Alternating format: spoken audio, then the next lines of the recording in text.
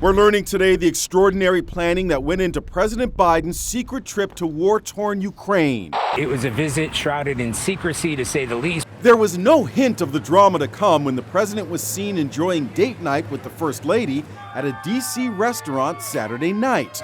8 hours later, at 3:30 a.m. Sunday morning, the president slipped out of the White House under cover of darkness, taking off not on Air Force One, but a smaller plane at 4:15, with just 2 reporters on board sworn to secrecy. They had to surrender their phones at Joint Base Andrews when they met the plane yesterday morning. The White House even published a fake schedule showing the president at work in the Oval Office when he was actually in the air on his way to Ukraine, accompanied by just 3 aides. Typically, the president can take over a dozen staffers with him somewhere, a huge security contingent, but we are now learning that he went with a small medical staff, a photographer, only a handful of staffers were there with him. All told, it was a 20-hour odyssey for the 80-year-old Biden.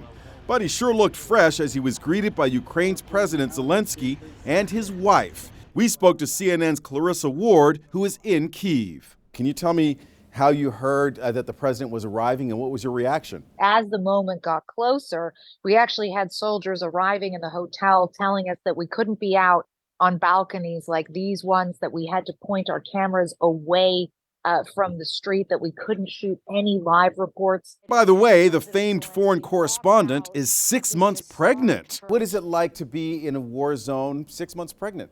When I look at Ukrainian women and see them getting pregnant, having babies every day, that really gave me the inspiration. And knowing that there's good medical care around here should anything happen also gave me a degree of comfort.